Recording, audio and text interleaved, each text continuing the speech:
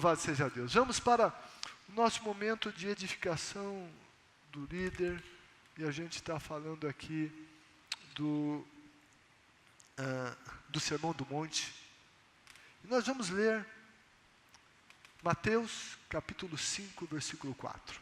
Mateus 5, versículo 4. Está aí no teu roteiro. Vamos ler juntos o que nos diz a Bíblia?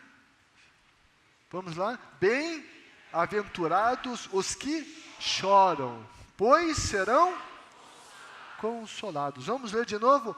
Bem-aventurados os que choram, pois serão consolados. Amém?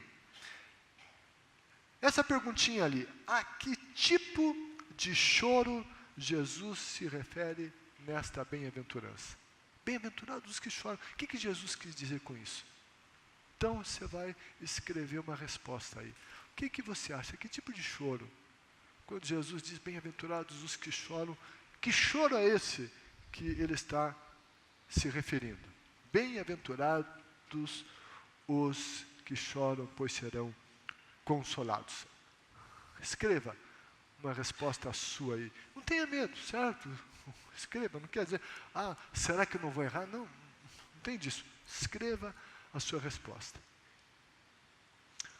Você já escreveu uma resposta, né? Então, agora, compartilhe a resposta com as pessoas ao seu lado, compartilhe com elas, compartilhe, converse, é momento de conversar agora, tá bom? Diga aí, o que você acha, né? Se a resposta que você ouviu é interessante, então você anote aí também.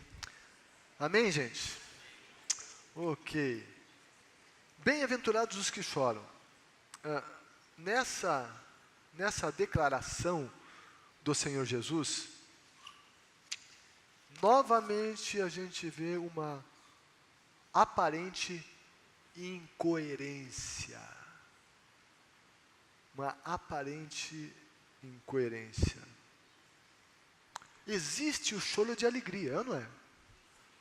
Quando nasce o nenenzinho e todo mundo olha e o pai e a mãe choram, o vô chora de alegria, choro de alegria. Quando alguém está contando um testemunho e a gente ouve, de repente a gente começa a chorar. Lá em casa, é a família dos chorões. Então, quando alguém começa a contar um testemunho, já começa a vir aquela alegria e a gente já chora. Mas aqui, o choro mencionado aqui, mencionado por Jesus, não é de felicidade. Não é um choro, então, de felicidade. Porque esse texto está nos falando de consolação. Quem precisa de consolo não é alguém alegre. Você não tem que consolar alguém que está feliz, alegre, chorando de alegria. Não. Quem precisa de consolo é alguém que está triste. Mas, então aqui está o contrassenso. Se há choro de tristeza, pois precisa de consolo. E, então, como é que quem chora de tristeza é chamado aqui, os que choram de tristeza são chamados de felizes? Essa palavra. De que jeito isso? Quem chora é chamado de feliz. Nós vemos aqui as palavras de Jesus nessa bem-aventurança.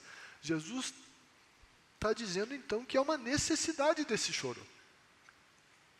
Jesus está dizendo que para que eu seja feliz eu preciso chorar. Como assim? Jesus está dizendo que eu preciso chorar no presente para que eu seja feliz no futuro, para que eu seja consolado no futuro. Jesus está falando de chorar. Só abrindo um pequeno parênteses aqui. Choro é um recurso que Deus nos deu. Lembro que na época que eu era menino, hoje não se fala mais isso, mas na minha época se dizia sempre: homem que é homem, não chora. Homem que é homem não chora.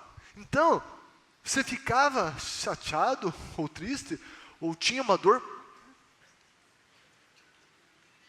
sou homem, não pode chorar. Ei, Deus nos deu o choro como um recurso para a gente extravasar, expressar a nossa emoção. Tem muita gente que retém o choro, que segura o choro, isso vai fazer mal depois. Eu não estou dizendo que a gente tem que viver chorando, mas o choro tem o seu lugar. Muitas pessoas, às vezes, no velório, no sepultamento de um ente querido, de repente segura, não chora, fica. Ei, esse choro vai fazer falta.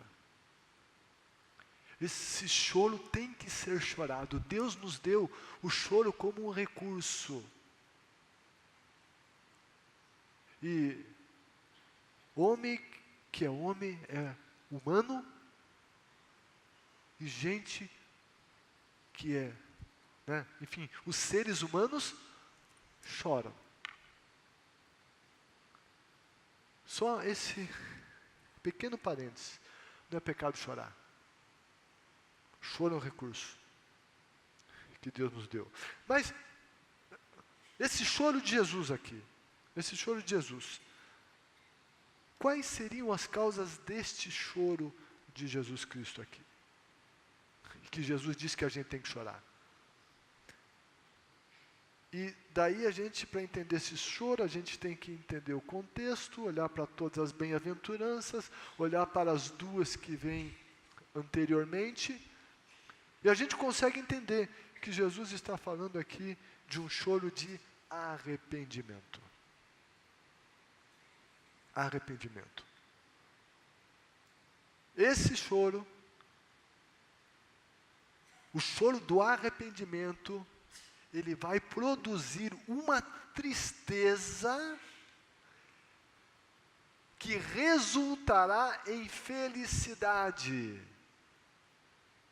Quando choramos de arrependimento dos nossos pecados, isso dói, isso precisa doer, a gente tem que ter essa consciência. E esse arrependimento autêntico, verdadeiro pelos pecados, deve gerar uma tristeza no nosso coração. Deve gerar esse constrangimento pelo pecado e por termos quebrado princípios de Deus. Chorar de arrependimento é admitir diante do Senhor que pecamos.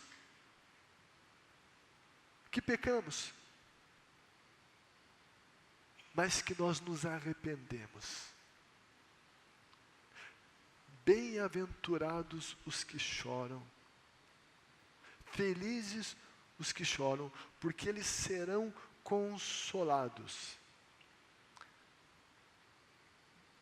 Mas há uma outra coisinha que às vezes se parece com arrependimento. Sabe, quando ocorre um verdadeiro arrependimento, não há remorso. Não há remorso.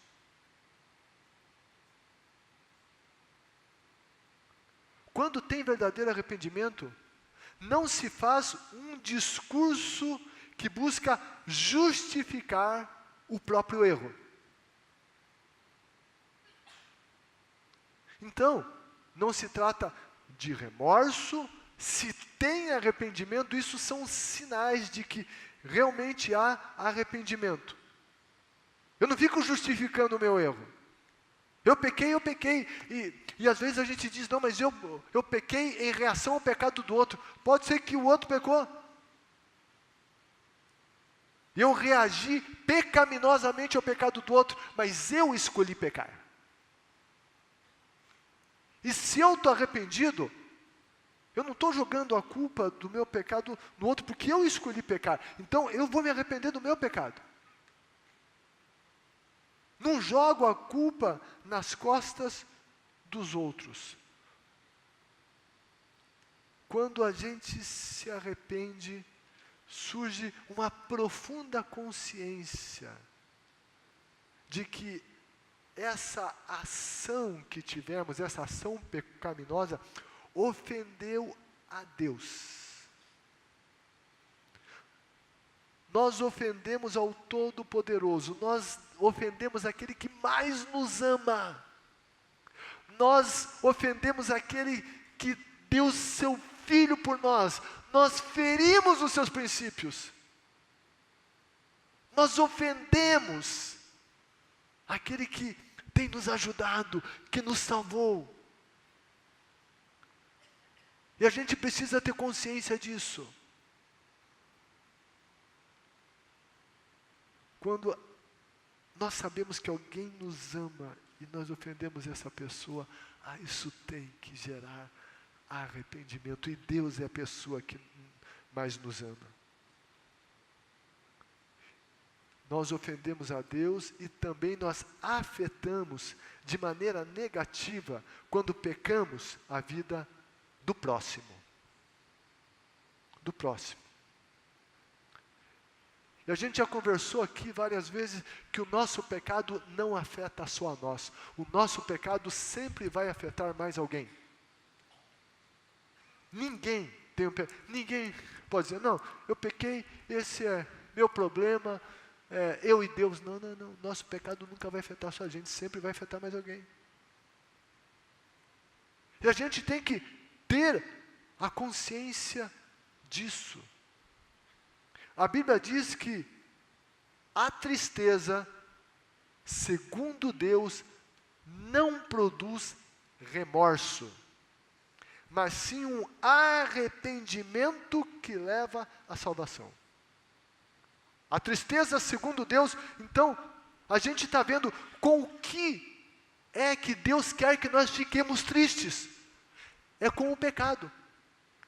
E ela diz que não produz remorso. O que é o remorso? Qual a diferença do remorso e do arrependimento? No arrependimento, eu tenho consciência da dor que eu causei no coração de Deus e da dor que eu causei nos outros. Eu vejo o mal que eu causei. Como o meu pecado afetou os outros. E eu me arrependo. Meu coração chora por causa disso. O remorso, eu não olho, não contemplo Deus nem os outros. Eu contemplo a mim mesmo. Puxa vida, eu errei. O que vai acontecer comigo agora? Olha, agora eu vou ficar mal. Como é que vai ficar a minha situação? Eu não olhei, não contemplei Deus, não contemplei as pessoas que eu afetei com o meu pecado. Eu não estou preocupado com os outros, eu estou preocupado comigo, isso é remorso. E a Bíblia diz que a tristeza que a gente tem que ter, que essa tristeza, segundo Deus, ela não produz remorso, mas sim um arrependimento. E isso nos leva à salvação. Por isso, bem-aventurados os que choram, pois eles serão consolados. E as bem-aventuranças apontam para a eternidade. E nós seremos consolados aqui, porque teremos essa paz com Deus, e sobretudo na eternidade. E só vai estar na eternidade quem se arrepende, não quem se enche de remorso. Bem-aventurados os que choram. Sobretudo, o choro que Jesus se referiu a esse. Outro choro ligado à felicidade e consolo é aquele que é gerado pela empatia, pela sensibilidade e compaixão pelo sofrimento dos outros. A Bíblia também nos manda chorar este choro. Bem-aventurados os que choram. Jesus está dizendo que a gente tem que chorar. Qual choro é esse? A gente olha na Bíblia, e a Bíblia vai nos dizer quais são os choros que a gente tem que ter. Então, o choro do arrependimento, o outro choro, o choro pelo sofrimento dos outros, porque Romanos 12:15 diz, chorem com os que choram. A Bíblia diz que nós não podemos ficar alheio ao sofrimento dos outros. Se tem alguém que Deus colocou na nossa vida, que está ali, que Deus está tocando o nosso coração, tem sofrimento, os nossos irmãos, a nossa comunidade, se tem dor, se tem gente chorando, de alguma maneira eu preciso chorar com estes que choram. Outro choro, a exemplo de Jesus. Jesus, em Mateus 23, versículo de número 37, ali está o chamado lamento ou choro de Jesus diante de Jerusalém. Não está dizendo que necessariamente Jesus derramou lágrimas, talvez sim, o texto não diz, mas é nítido que houve um lamento, um choro no coração de Jesus. Ele diz, Jerusalém, Jerusalém, você que mata os profetas. E essa repetição, Jerusalém, Jerusalém, é lamento, é uma expressão de lamento quando se repetia essa mesma palavra. Esse vocativo com essa lamentação. Jerusalém, Jerusalém. Jesus chora diante do comportamento historicamente pecaminoso dos moradores daquela cidade e porque eles estavam rejeitando o Salvador. Jesus chora diante dessa situação. Eu e você somos chamados a chorar por aqueles que estão em desobediência a Deus, por aqueles que não estão entendendo Deus, por aqueles que ainda não estão na presença de Deus. Somos chamados a chorar por eles. O salmista disse, aquele que sai chorando enquanto lança a semente. Está aqui a Bíblia dizendo que a gente tem que chorar. Bem-aventurados os que choram, porque eles serão consolados.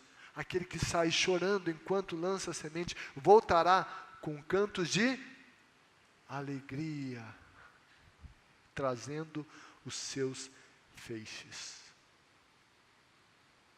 Eu e você somos chamados a chorar por todos aqueles que ainda não estão em Cristo e com Jesus.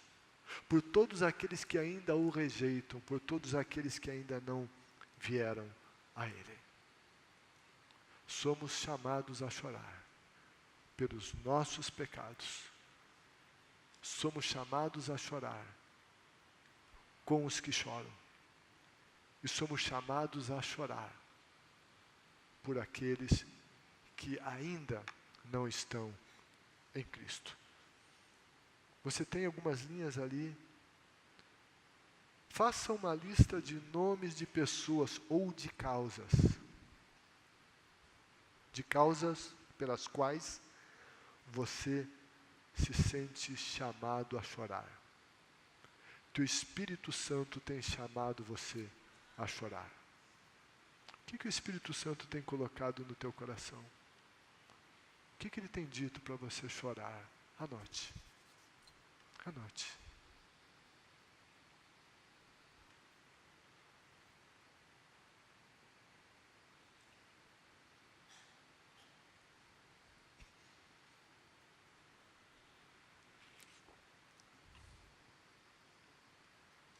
um chamado divino a chorar.